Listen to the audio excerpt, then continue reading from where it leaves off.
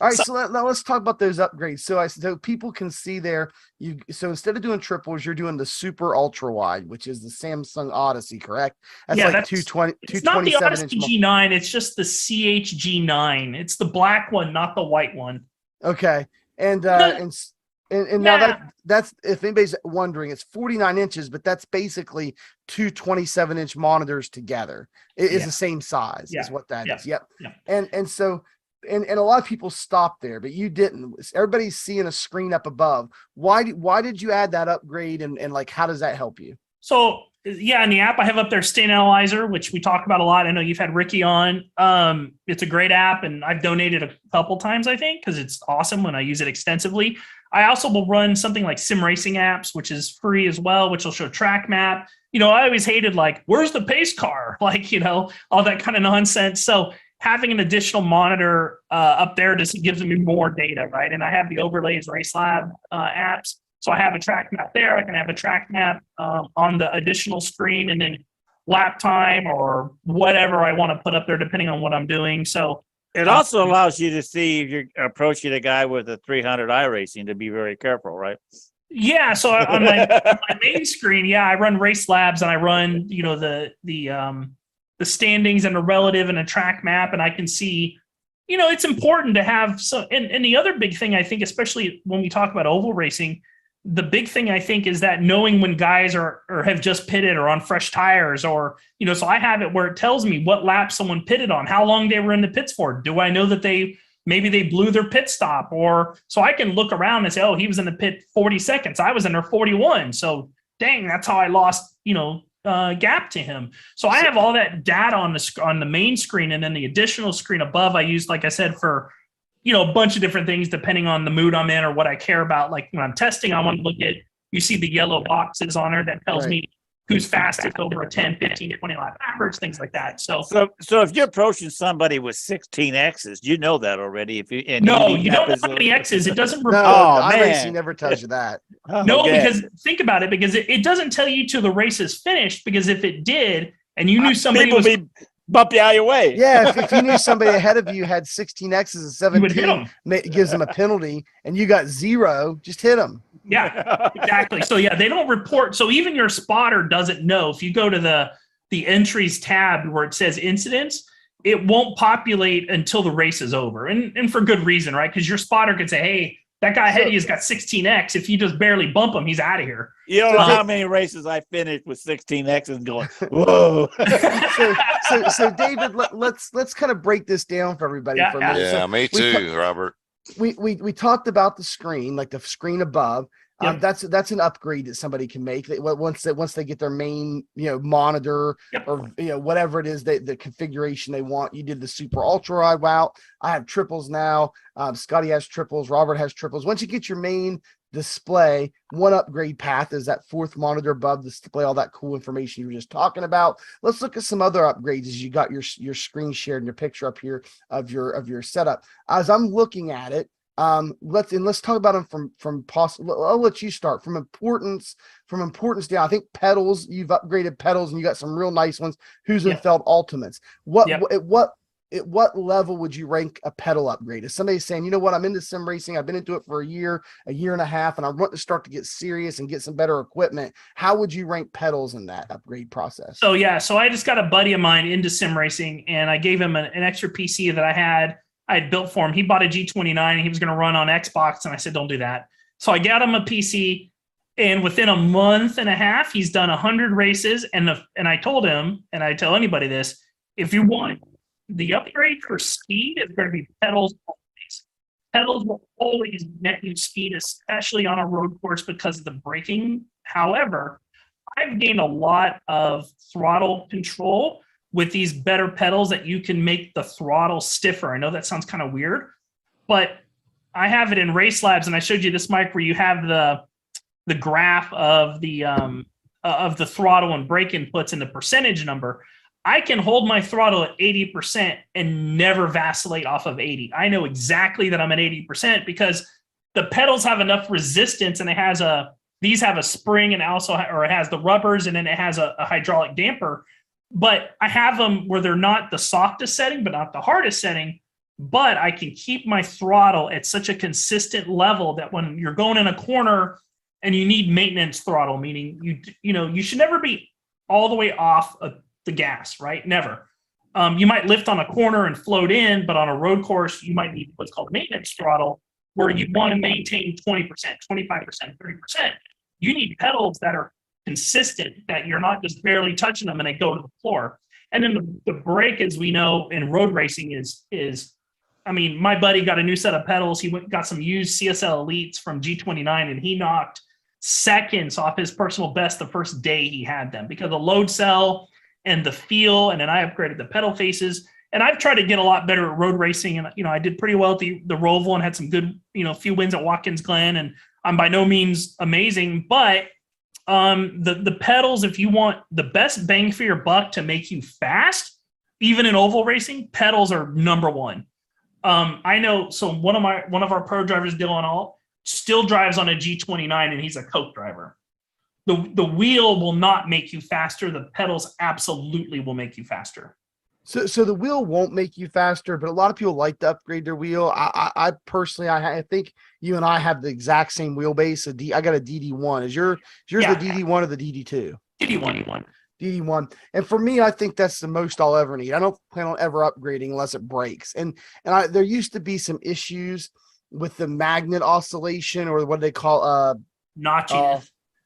It was notchiness, and there's an actual technical word for it, magnet curving or oscillation, whatever. But it was caused by anyway, they fixed it through software, and they rewrote their drivers here a while back, and you sent me the link to that. And ever since then, I haven't felt any of that. So, I mean, to me, I think that is a perfect base for me. I don't need to spend more money on a Simucube or anything like that. I don't think it's going to make me any faster. It won't. And so if somebody's asking, a lot of people want, though, they'll say, well, I got my G29, but I like to get something a little stronger, a little better to help me feel some things.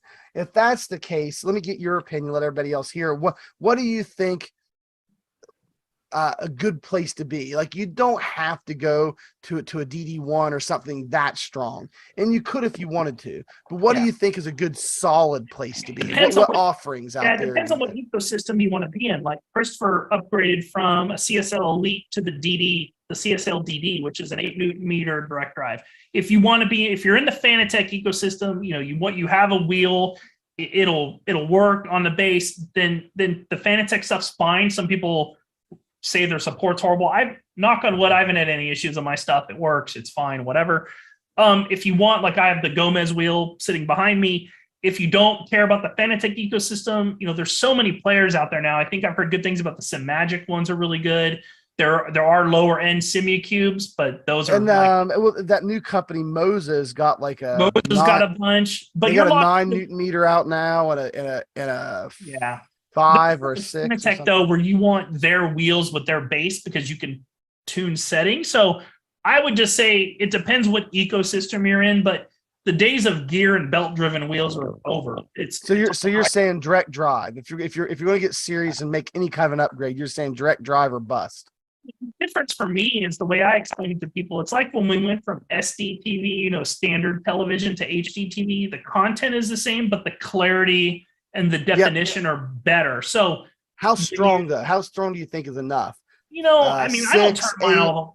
8, I've used Christopher's. I think 8's pretty good if you're oval racing. Now, if you're road racing and you're driving different cars, and I've never cranked my wheel up to like 100. It's a 20 Newton meter wheel. I mean, I have, and it's like undrivable, but I run mine at like 60%. So that's 10, that's exactly what I run mine at, is 12 Newton meters is what 60%. And so on ovals, what I like and what I've got the settings to is when you're cranked into a turn, you can feel through the wheel, the ass end coming around, or the wheel getting light, or pulling on you, knowing that you've pitched the car and yaw too much. So there is a benefit to having the strength turned up. There are guys, Cornell is one of them, that back when the G29s were, what people had, they were doing 0 force feedback because the wheel wouldn't be jerked out of their hands. You're thinking of Charlotte, the oval. You're going around in the bump, and it pulls the wheel, and then your car goes up the track because you're iron gripping the wheel and you're putting all that. And that's the thing I learned on the bike. Hold the bars of the wheel like you're holding a chicken.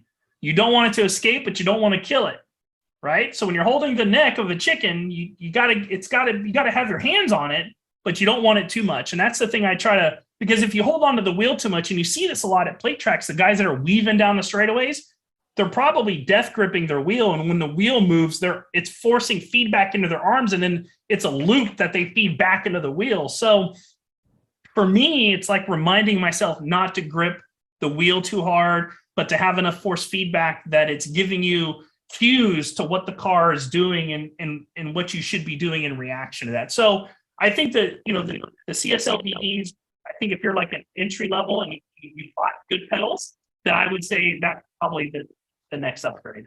So, now, so I that- used to be a chicken catcher, and we caught the chickens by their feet. But you held them enough to make sure they didn't fly away, though, right? Oh, go. yeah. Well, if they went out and pecked on your hand, they got a good thump on the head a couple of times, and you.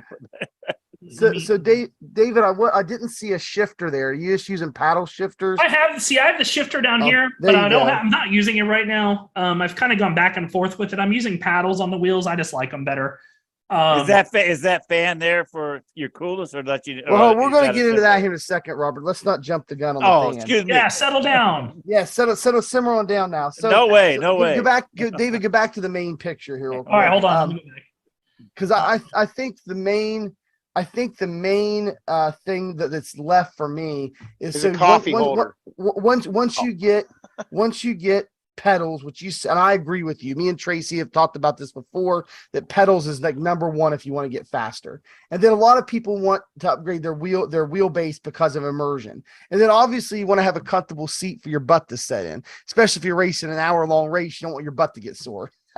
Yeah. So there you go. So you covered those bases. Well, the seat's important when you start going to these better load cell pedals, because when you, especially in road racing, when you push on that pedal, you feel it in your lower back. You need that seat to be solid, right? Because if it moves or wiggles, you're in an office chair, you shove the brake and it rolls you backward, you're not going to be as accurate with your, think about it in a car, your seat, if your seat moved in your car, it's undrivable. You'd be all over the place. Soft cushion for your butt, firm back.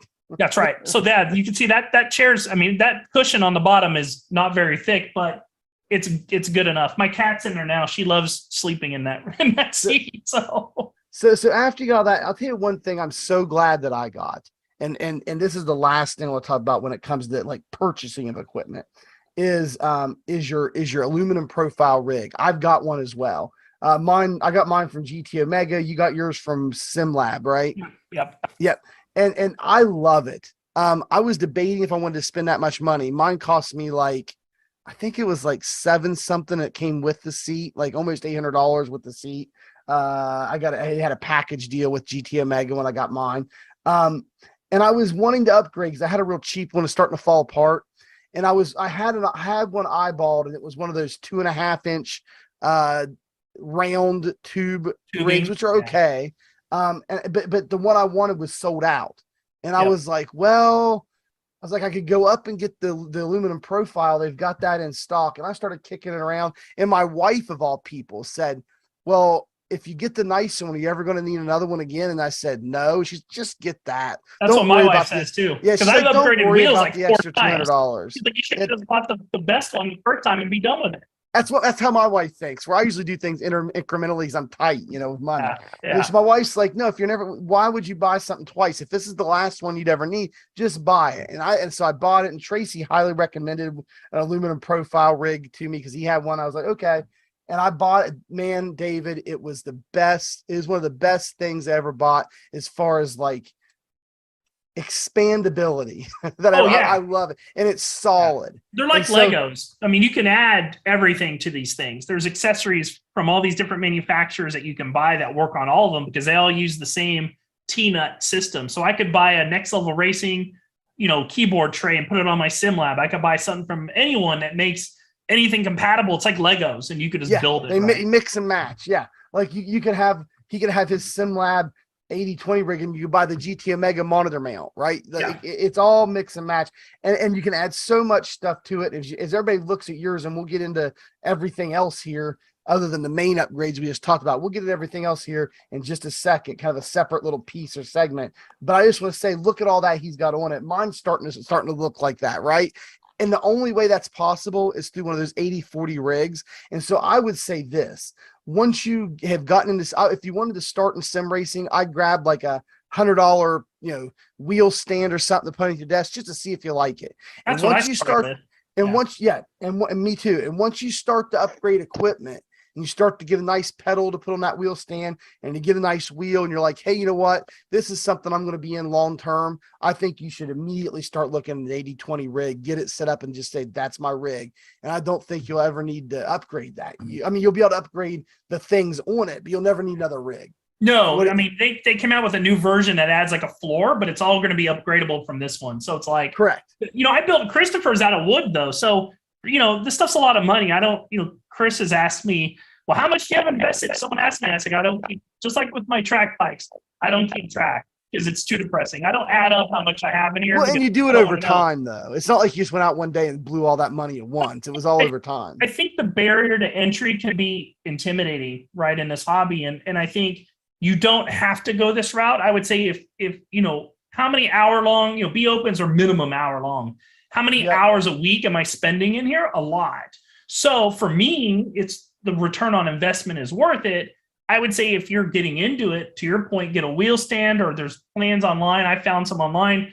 I built an entire rig for Chris out of 2x4s that I had extra. I went to a pick and pull and pulled a seat out of a Mazda 3 for $30, and I mounted it. I did the same thing. rig. I took a GT Omega classic wheel stand, bought the rear seat frame, and went into a junkyard and got a leather seat out of a Subaru and slapped on it for my first full rig. Yeah, so you don't have to go nuts. There's lots of good Facebook groups about like DIY, like sim rigs, and there's really creative people that build them out of wood, out of PVC. It just depends what you're doing. So I don't. Not everyone has the, when I sold my bikes, I got like $5 or $6 grand, and I'm like, okay, here I go, because I got, I sold my bikes and now I can do this. Not everyone gets into it. So I do think, if you're building, if you want to be good at sim racing, the first thing is get pedals, make sure you can mount the pedals securely. So that may be a wheel stand, it may be a wooden rig, whatever the heck it is. I think Ty Severa, he has a wood rig him and his dad built, and it is awesome. So by no means do you have to, but I do think, to your point, these are kind of like Legos, and they're very extensible. You can do a lot with them, and I think they're good value if you want to drop. I mean, I think my seat alone was $500, and the rig was like 12. So it's not cheap.